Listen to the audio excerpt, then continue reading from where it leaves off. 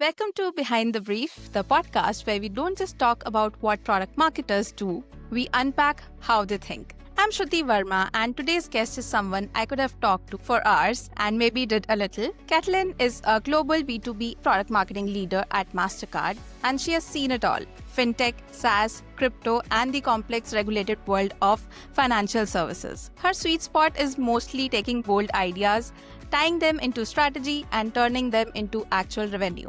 But in this episode, we talk about what it really takes to thrive in the Canadian market, what PMMs need to drive influence and impact, and why innovation isn't just about cool tools. It's about solving the right problems. Thank you so much, Kaitlyn, for joining me today. I'm really excited to get started. Me too. Thank you so much for having me. Let's get started with Canada has its own flavor, right? So how do you stand out as a product marketer here in this space? It's very competitive and you have worked globally, but what stands out to you about working in the Canadian market? Yeah, for sure. First of all, great question. So I think the first piece just about Canada itself, I think for a really long time, there's been this myth that to have a big career, you can't do that in Canada. You either need to go to another country, you need to have some experience somewhere else. And I really think that, again, it's a myth. So I think the first thing is when I look at the innovation that's happening here, when you look at some of the brand large offices that are even in Canada, there's a ton of opportunity. Specifically tying it back to product marketing, there is such an evolving discipline to be able to really jump in, be part of it, be part of the conversation as it begins to grow. When I look at Canada overall, specifically focusing on consumers, Canadian consumers, I think, really value trust and transparency, especially in these times. One thing that I always like to reference is there was a study done by Deloitte Canada that 57% of consumers don't believe sustainability claims when they come from the company themselves. So essentially, people are skeptical of what you put in front of them and Right. what they may potentially even see about your brand. So when it comes to either B2B or B2C, where people are expecting high quality solutions, they're expecting practical solutions, and they at the minimum expect good communication. And when I think about myself as a consumer, that completely aligns again as somebody that grew up and has lived in Canada essentially her entire life. And so understanding all of these pieces, understanding as a product marketer how this industry and this country, that's really the pieces that they're looking for. And of course, these insights can be taken globally as well. I think the trust and transparency piece is not just specific to us, but those are really where I would focus in this industry, in this country. I do have a follow-up question. What would you suggest to marketers right now who maybe don't know much about navigating their career in product marketing in Canada? What's one thing that you would want to tell people who are starting? I could talk about this for so long. Yeah. I have mentioned it briefly, but product marketing is an evolving practice, and being able to articulate and define your value as an organization, especially to the different stakeholders that you're going to serve, is incredibly important. And it can be difficult. It can feel overwhelming, but as a product marketer, you need to be able to show your value not only in product launches and go-to-market strategies or feature launches, but at every stage of the life cycle and how you're adding value with your marketing strategies. The second piece to that, and I always say this to all of my mentees, is product marketing, since it is evolving, the definition is different at every organization. So when you choose to join an organization and that title is in product marketing, make sure you understand what that organization needs and what that leader is also looking for. The definition right now is a huge range, and to be able to be successful and to deliver results, you need to know what that scope is. Yeah, absolutely. I think from startups to enterprise level businesses, the definition has a lot of, different meanings to each of the industries. And I know from a personal experience that XYZ company want a product marketer focusing only on fixing their sales enablement. Exactly. And you won't be doing other things. You will just be working with the sales team, customer success team to enable and improve the efforts. But on the other hand, there's a company focuses on messaging, positioning, and all of that. That's the core of product marketing. I agree on what you just said. You definitely have to see the real definition of what they are looking for, read the JD, read what they're really looking for in a product marketer, and then step forward and see what your skills match the best to the JD. Absolutely. And I think even within the interview process or when you're meeting with your leader, in your maybe biannual, annual review, understanding what the goals are of the organization can also really help lead you to maybe things that aren't being explicitly said. I think to your point too, another area which product marketers usually really focus on, or people bring in product marketers to focus on, is growth or demand generation, which may not always be their strengths. And again, just really good to know what you need to deliver on. Oh, yeah, absolutely. I love that. And moving on to what are you currently working on as a PMM for Mastercard? And is there any biggest learning so far that you have? Yeah, for sure. So I am fairly new. I joined Mastercard about 4 months ago. So for me, one of the biggest focuses is I really focus on this 30, 60, 90 days when I first start. Identifying gaps, identifying where can I get some big wins, where can I get some even small wins to really establish myself as being that strategic partner. So kind of exiting that initial phase, I specifically work on the area of disputes and experience. So, which comes as a bit of a surprise to people when they hear that I don't work on credit cards as a global payments company. But I'm really enjoying it so far. And I really think we've been able to deliver some of these foundational pieces that the sales team and product teams will need to drive success in the future. In terms of my learnings, I think one of what's been really solidified to me is really a lot of the pieces that I grounded myself in already, which were, the power of shared goals, your prioritization, and again, having excellent communication. Those key pillars are just at a whole nother level of valuable when you're working in a larger organization. So in a small organizations or smaller, still completely valuable, but all of those skills need to kind of still be refined and really leaned into to drive success. You sometimes just have a little bit more limited time with certain stakeholders. And so being able to combine all of those three pieces will just help you really deliver on what you need to. One thing that I personally feel PMMs do face a lot is we just don't build decks. We are not making them prettier. Yeah. And I think these are just stereotypes that we need to really talk about. But we drive decisions, right? We drive strategy. But that's something that we need to talk more about.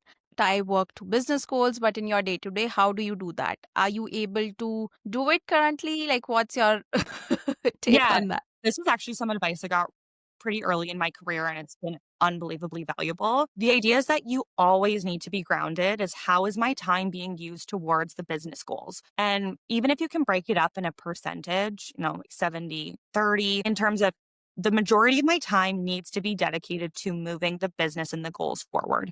And if they're not, what does that mean? So it can be easy to identify and say, for example, 50% of my time is currently being spent on things that aren't driving the business forward. They feel admin heavy. They feel really like process heavy or maybe, legacy pieces. But then taking the step forward and saying, okay, what can be deprioritized? Do I have the ability to outsource? How else can I use my time? Even something as simple as calendar blocking, to-do lists, having an admin hour in your week. And these are the pieces I think really set like good or great product marketers apart of like, what are you spending your time on, again, to empower and deliver results. And I could not agree more also about like the point that you said about like making decks pretty. I mean, I've seen the memes on LinkedIn. I laugh at them every time. Like you'll probably see half of my reacts are just me laughing at those memes. But continuing to establish the narrative that we are more than that and add more value to that, again, really feeds into driving business goals. Because I'm a business goal is never going to be, are the decks pretty? That's not, a KPI that you're Unless you have a really bloody quarter, I don't think Yes. what's in the Yes. market for all memes we are talking about, but what actually works in marketing today. Like you have worked in fast moving industries like fintech and crypto.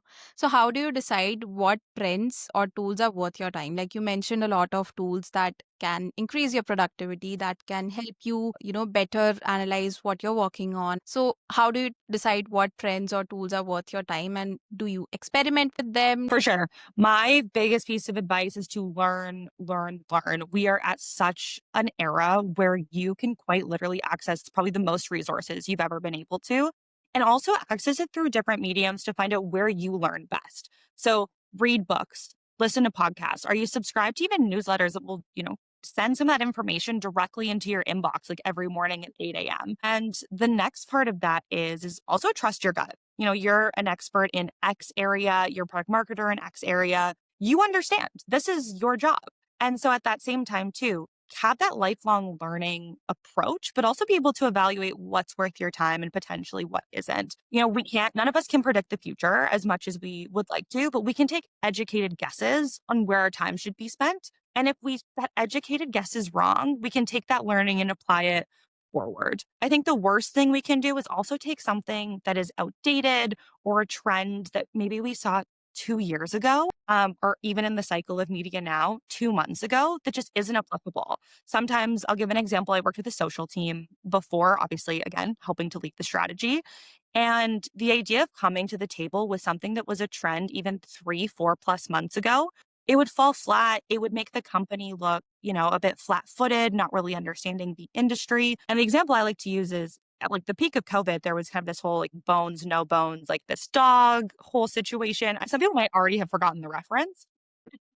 Use that now. People like, what are you like? Again, there are maybe people who watch this. Like, I don't even know what you're talking about. That you need to be sure that you are also acting in a timely manner and not just you can learn, but it also needs to be actioned. And the media cycles and just even the speed of innovation now, you need to be again actively learning and learn, Yeah. and then take away what you think is valuable and use the tools that make the most sense for you and your industry. Yeah. Okay. So you have been working in the Canadian product marketing space. You know what it's like. You know how competitive it is, right? So what's one thing you would tell someone who's new to product marketing in Canada? What's one advice or how they can succeed in their career? For sure. Again, I'm going to do two. I know that's cheating, but it's too much to share. So the first thing is that product marketing is not a you do everything role. I think people hear the term product marketing like, oh, my job is to market a product. And when you actually think about what goes into marketing a product, there is so many layers and roles and functions that need to be in that. So as a product marketer, you're not going to be doing brand, growth, demand gen, social, events, partner marketing, and then trying to do like the strategy and messaging and positioning and go to market. Now, the feedback or where you may hear, some feedback from that, what I just said is, hey, I'm in a small organization. I actually am responsible for all of that. And so that's a bit of a narrow view.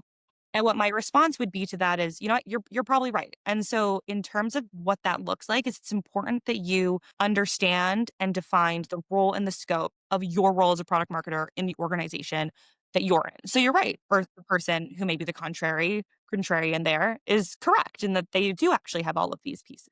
But it is important that you understand your capacity, you understand what you're being measured on, because if you try and do all of these things in your role, you're going to burn out. And realistically, you're going to do none of them well. You're going to be trying to do this, that, and the other thing.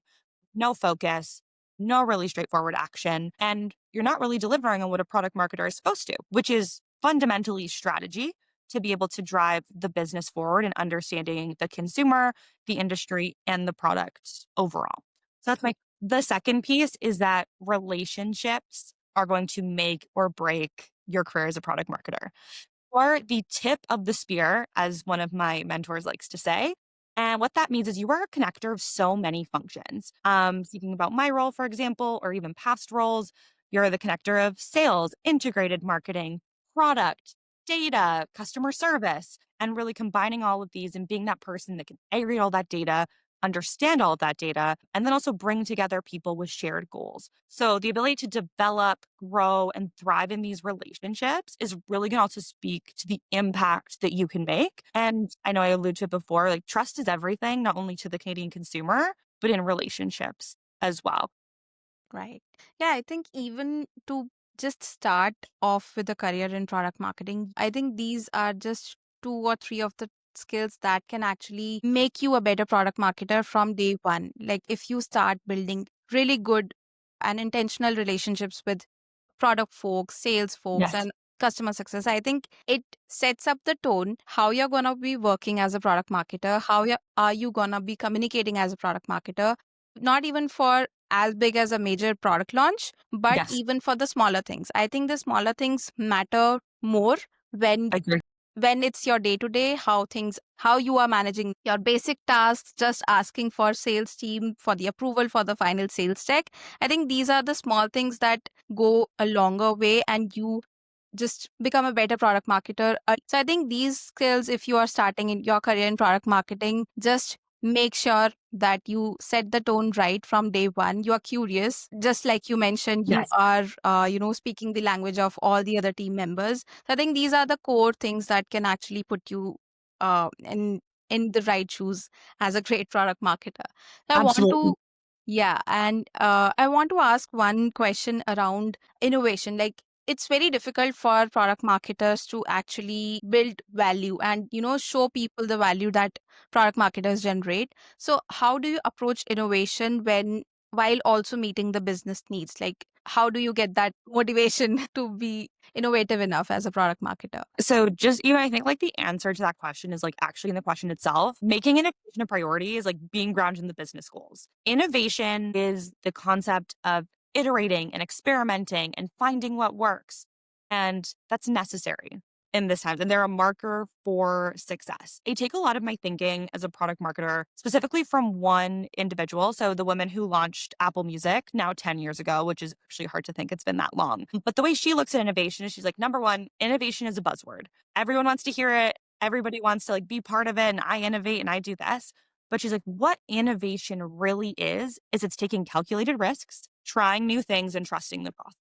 And so I really ground myself in those three pieces and knowing that iteration, experimentation are fundamentally innovation. And I really do think that you can't ground yourself in business goals if those aren't your priorities. Exactly. Yeah, I think, and it starts from curiosity, right? And Exactly. yeah, I think it's just a very basic thing. When you're curious enough, I think you will not be far away from innovating new things, even just basic processes for your team, how you are communicating. I think it just starts from those very minor areas where you can focus, and I think it puts you to success in the future as well. And even to build off of that, incrementalism, so the act of making small changes for a larger impact are huge. You can save a little bit of time here, small changes here. It's not only applicable kind of in a business context. If you think about Olympians, they're making these small changes all the time to save a second here, a second there. And it's really the same when it comes to applying it to Absolutely. your everyday work. Yeah, I love that. And because we are reaching towards the end of the show, I really want to ask you one more thing.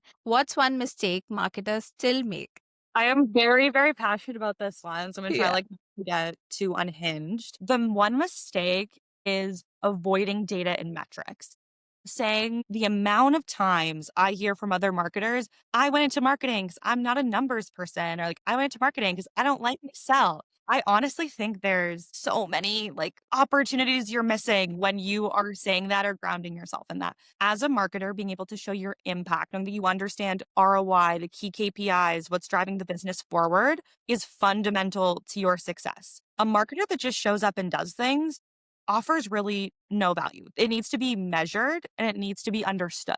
And so for me, understanding data and metrics, understanding Excel, understanding numbers, those are all very key parts of my job. And if I could eliminate somebody ever saying again, went into marketing because I don't like math and I don't like numbers, like I would eliminate that sentence completely. I would never want to hear it again. Right. Oh my God. I am actually guilty of admitting that I am not good at maths, but I am good at numbers when it comes to when it comes to running campaigns or, doing any other Yes. major website revamp or creating a landing page and seeing how many conversions are there. So I do agree I'm not good at maths, but I can do the basic numbers that are needed for me to Yes. show that I did a good job in marketing. Or at least like keep that I'm not good at math thing to yourself. Oh, Be like, yeah, yeah, like I know what like really I know what I'm doing. I know the exactly. impact of what I'm delivering. Right. And also like don't sell yourself short. No, I don't think anyone else is sitting there and being like, well, I'm not good at marketing, so I Yeah. do X. Like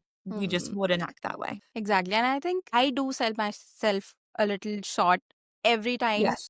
I always have the capability to showcase that, I know that, but I will like, oh, maybe, the maybes and the doubts and then the imposter syndrome do, somehow peeks into the conversations. And I'm like, next time I'll have to own the space. Yes. And Being bold and being confident is a muscle. You have to exercise it and you have to learn. You're not going to show up one day to the office or, to a Zoom meeting or any situation and just be confident. You have to practice. And Part of practicing is doing things also not great sometimes and stumbling a little bit, but then you'll know for the next time. Exactly. And I don't think we all should aim for perfection. I think we should all aim for showing up. One Yes. thing for yourself, even if you're failing, you should show up. And at the same time, too, 9 times out of 10, when you share that you're struggling with something, someone's also going to feel that way. And I completely agree that, like, that being transparent and sometimes being vulnerable is the right choice. Yeah, and it's a great conversation starter as well, right? If everybody's perfect, I don't think everybody's perfect. Sometimes it's good to have the real talk as well because everybody has their own struggles and it's not about like, I know everything. Like, if you accept you don't know everything, I think that just sets your bar and you can learn, you can evolve, and you can be better. Yeah, But I'm if, gonna share, like, one last quote, which is actually a sure. mantra that I Yeah, really live by, which is confidence is not being the smartest person in the room, it's knowing that you aren't and still wanting to enter the room anyways. So, really knowing being surrounded by people that know more than you, that you can learn from, that can learn from you, is the best situation that you can be in. exactly. And also, you keep learning, right? I think that's the default nature for everybody. And I hope the conversation we had today, at least 1% motivated somebody to Yes. actually be more, excited about what they're doing. And if they're not, maybe they find ways to actually do that. Yeah, and again, back to that incrementalism piece, being even, like, 1% better every day is gonna make a huge impact Oh, it over does. time. Yeah, it surely does. And thank you so much, Kaitlyn. I had a great time talking to you about how to be a great product marketer in Canada. Where can people find you if they want to chat with you? What's the best way they can reach out to you? For sure, LinkedIn. I know it can feel a bit of a cold space, but I am quite active on LinkedIn, so please feel free to reach out there. Awesome. Then thank you so much, Kaitlyn. And I'll add your LinkedIn in the description below. And people who are listening, I hope you had a great time. And until then, this is Shruti signing off.